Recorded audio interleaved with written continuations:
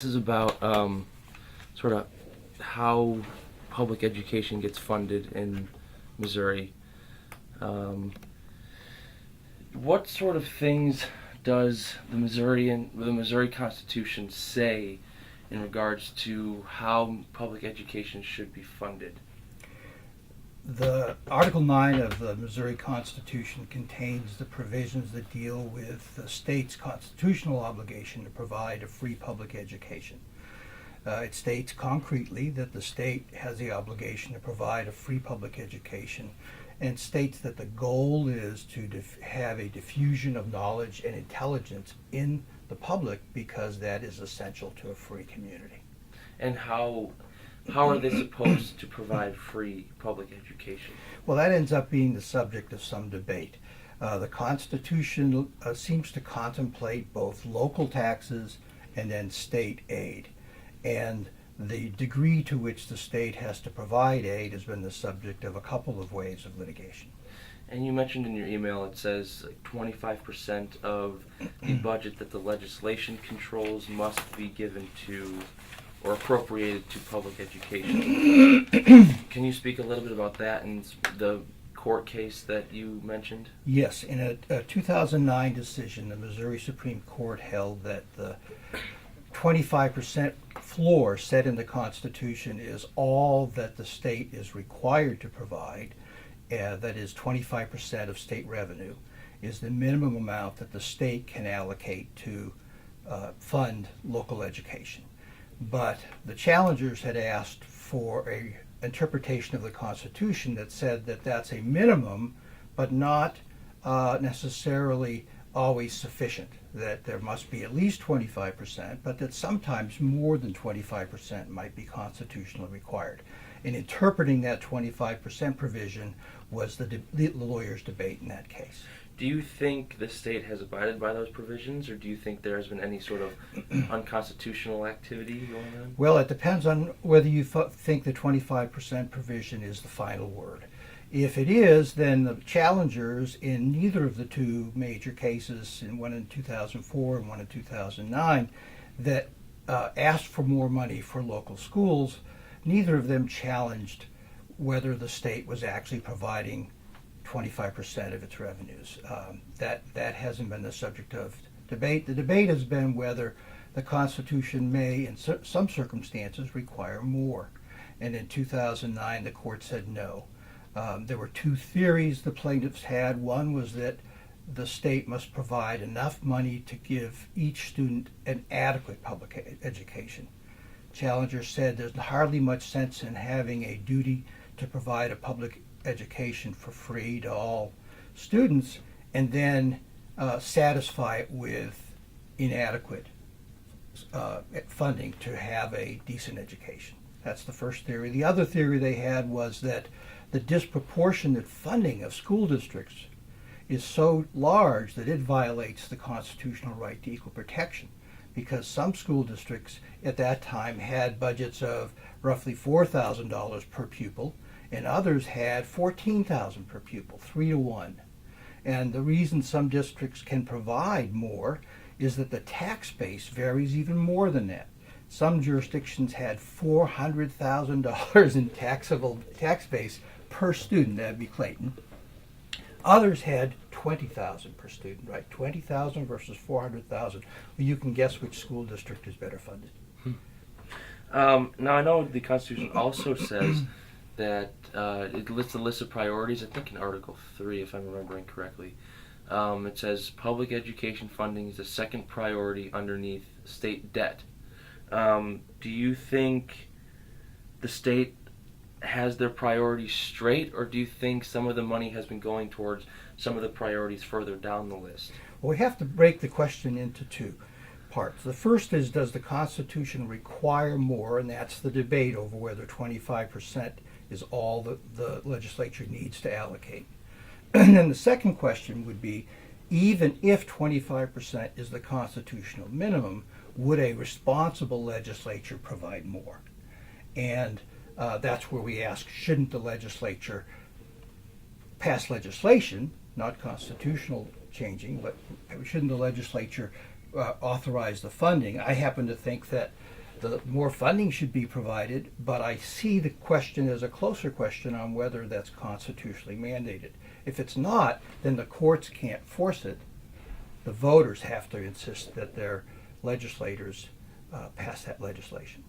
Now, in 2007, between 2007 and 2009, the foundation formula was fully funded. In 2010, it was funded at 99%, and since then, through 2014, it decreased by quite a percentage every year. Yeah. Well, the legislature played an interesting game here. They created a new formula hoping to cut off the plaintiff's lawsuit. Plaintiffs filed a lawsuit. Legislature passed a new formula thinking this will take care of it. The plaintiff said it's not enough. When we look closely at the formula, you see that it only provided, I think, $2 or $3 million in the first year. The promise was that eventually we'll add $800 million. But you're going to have to settle for $3 million this year. So it was easy for them to fund the formula as they had phased it in the first year. They came up with $3 million extra bucks. It's just when the real money had to be added that they said, no, we're not coming up with that. $100 million this year, $200 million this year? I don't think so. But they are appropriating more money, but the formula is also demanding more money. And that's because it was phased in. Right? If they had said 800,000 more starting this year, it would never have been fully funded. Is this downward trend sort of foreshadowing this formula not being an effective way of funding schools? Well, it is disappointing that the legislature hasn't been willing to follow its own instructions. It created a committee. It came up with a formula which reflected its assessment of what schools need. That was less than the Department of Education had determined should be spent. But the legislature made its own determination, created the formula. We could debate whether they got it right, but it's disappointing that even the formula they created themselves, they haven't been willing to fund. Is there anything else you'd like to add that maybe we didn't touch on that you think is important to know? Yeah. Well, the constitutional arguments can sometimes get too complicated to explain briefly, but I think here we can narrow them down in a way that is comprehensible. First argument the plaintiffs made was that 25% can't be enough if we're not actually able to accomplish the constitutional goals of an adequate education, and there the 25% figure ended up being a problem for them. That's unique. I don't know of any other state that has a number like that, but if there are, it's only a handful. This idea that there's a concrete number. So you could see how the court would say that if we're talking about adequacy of funding, gee, there's a 25% number in the Constitution. So we're stuck with that, and they're already meeting that goal. More states have, or other states have a higher number, or have no number at all? They don't have a number. They just say provide for a public education.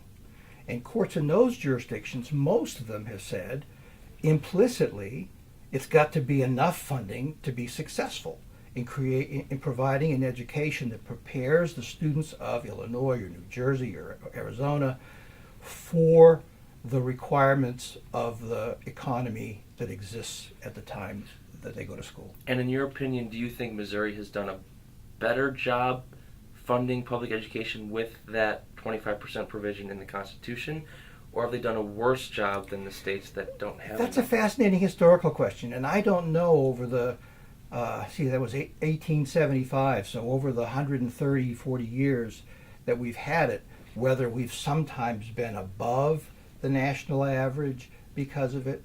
We're certainly not now. Our funding is nothing to crow about now.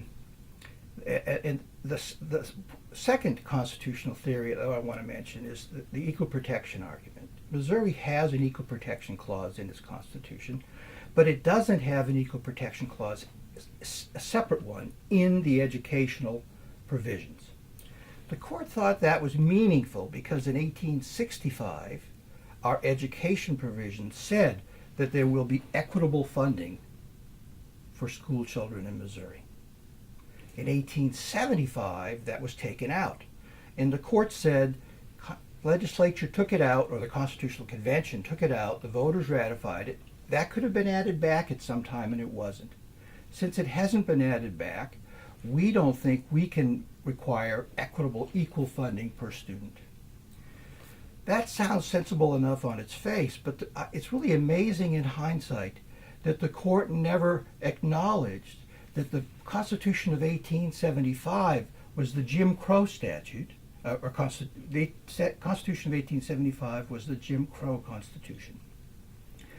It eliminated the post-Civil War provision for equitable funding that had been in the 1865 Constitution, and the same Constitution mandated separate schools for African Americans in Missouri. So it seems ironic to take a provision which was part of a package that today would be viewed as unconstitutionally racist in its intentions, and use that intention as a basis for saying there's no obligation to provide equal funding to all children in Missouri in 2016. That at the very least requires some hard thinking. That's interesting. Is there anything else you'd like to? Let's see. If you want to get a sense of the history of funding litigation in Missouri and where it fits nationally, the dissent in this case has a pretty good review of it. Okay. And here's the excerpt that I give my class. Okay. So you're welcome. Oops, I think I didn't staple the last couple of pages. Oh, okay. Thank you. So that if you go to Wolf's dissents on page 8, he gives a nice, very quick primer on school finance litigation. And then this is the history of school finance litigation in Missouri. Oh. Also gives my class, and that's 1986 is the beginning of it. Okay, great. So we've gone through a couple of iterations. Great, thank you. That's very helpful. You're welcome. Okay. Anything else I can do for you?